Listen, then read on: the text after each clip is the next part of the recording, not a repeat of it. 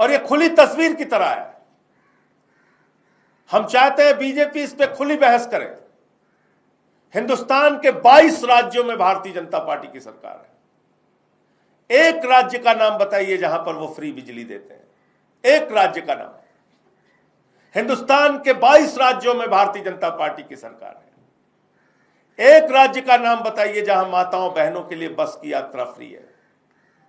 हिंदुस्तान के 22 राज्यों में भारतीय जनता पार्टी की सरकार है। एक राज्य का नाम बताइए जहां पे दिल्ली जैसे सरकारी स्कूल हैं बच्चों की पढ़ाई के लिए, जिसमें एयर कंडीशन कमरे बने हुए हैं, एथलीट के ग्राउंड बने हुए हैं, हॉकी के ग्राउंड बने हुए हैं, स्विमिंग पूल का निर्माण हुआ है। वो मकड़ी के जाले वाले स्कूलों को बदलकर केजरीवाल जी ने आज वर्ल्ड क्लास एजुकेशन का सिस्टम दिल्ली के अंदर बनाया है। आप बताइए, एक राज्य बताइए भारतीय जनता पार्टी का जहां पर ऐसे स्कूल हों जो दिल्ली में है। 22 राज्यों में बीजेपी की सरकार है।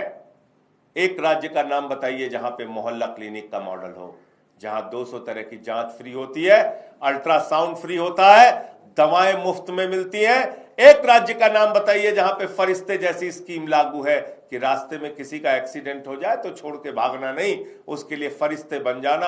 अस्पताल में पहुंचाओगे तो 2000 रुपए आम आदमी पार्टी की सरकार देगी, और इलाज कराओगे तो 50 लाख का भी इलाज होगा तो आम आदमी पार्टी की सरकार देगी। केजरीवाल जी ने यह स्कीम दिल्ली के अंदर लागू की। बताइए, आप काम में कंपटीशन नहीं कर सकते केजरीवाल से। काम की राजनीति, जनहित की राजनीति, लोक कल्याण की राजनीति, जनता की भलाई की राजनीति आप नहीं कर सकते।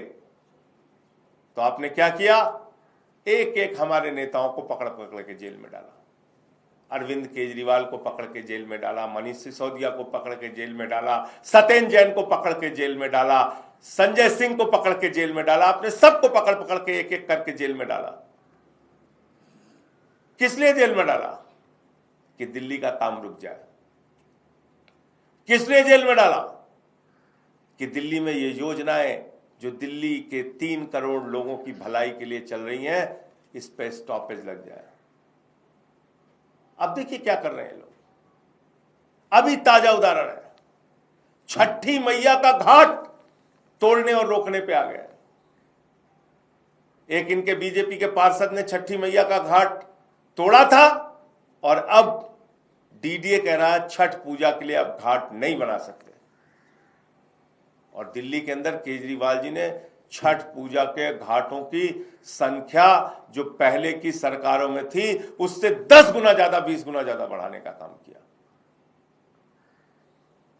कि जो हमारा भाई यूपी बिहार नहीं जा पाता वो कम से कम दिल्ली में रह के छठी मैया की पूजा कर सके। ये बातें बताएगा कौन? लोगों तक पहुंचाएगा कौन? अरविंद केजरीवाल जी और एक एक आम आदमी पार्टी का कार्यकर्ता इस पदयात्रा के माध्यम से जन जन तक पहुंचेगा, एक एक व्यक्ति तक पहुंचेगा।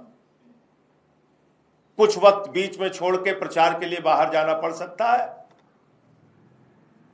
कहीं उपचुनाव और कहीं चुनाव हो रहे हैं, वरना पूरा समय नवंबर और दिसंबर का ये पदयात्रा जारी रहेगी।